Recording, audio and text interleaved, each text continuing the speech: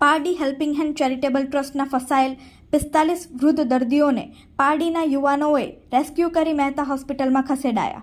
Medical હોમની park કરેલ એક ambulance સહિત 4 થી 5 બાઇક રાત્રિના અતિભારે વરસાદમાં તણાઈ ગયા. મદદે આવેલ પારડી ચંદ્રપુરના યુવાનો દર્દીઓને રેસ્ક્યુ કરતા વેળા એક બોટ પલટી મારી જતા બચી.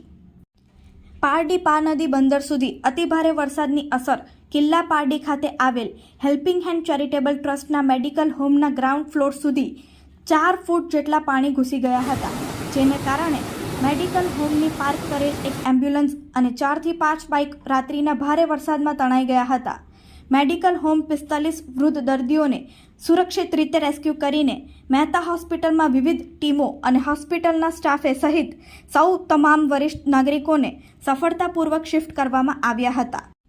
આ સેવા કાર્યમાં પારડીના યુવા મિત્રો, ભાજપના આગેવાનો તથા 50 જેટલા કાર્યકર્તા, જેમાં પારડી, ચંદ્રપુર તેમજ નગરના યુવાનો આ સેવામાં જોડાયા હતા અને સેવાભાવી કાર્યકર્તાઓએ માનવતાનું ઉત્તમ ઉદાહરણ પૂરું પાડતા નિષ્ઠાપૂર્વક સહયોગ આપ્યો હતો.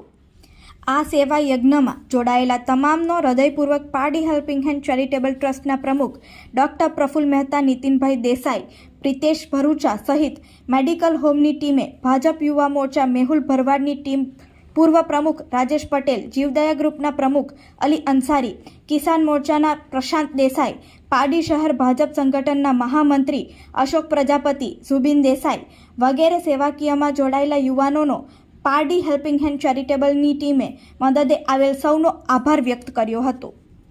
ગામના યુવાનોની સાથે સાથે કર્મભૂમિ ડ્રીમ સિટીનું આજે વોલીબોલ ગ્રુપ છે, એ પણ અહીંયા ખડે પગે આવી ગયું. 45 જેટલા વડીલોને રેસ્ક્યુ કરીને એમને હોસ્પિટલમાં લઈ ગયા, ત્યાં એમને રાખ્યા છે. આ તમામ મિત્રોનો અમે ખૂબ ખૂબ આભાર માનીએ છીએ. આ તબક્કે તમે લોકો ના હોત તો અમારા માટે બહુ ડિફિકલ્ટ થઈ ગયું હોત. બધા જ મિત્રોનો અમે ખૂબ આભાર માનીએ. જય શ્રી રામ.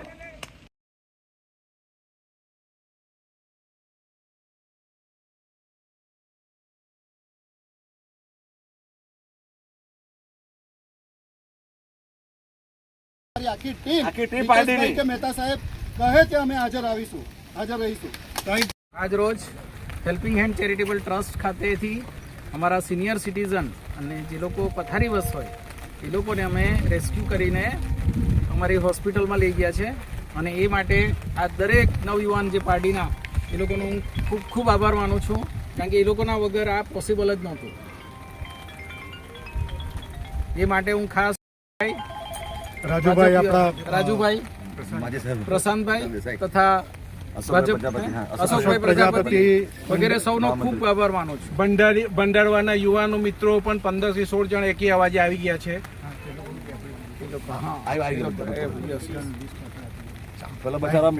ભંડારી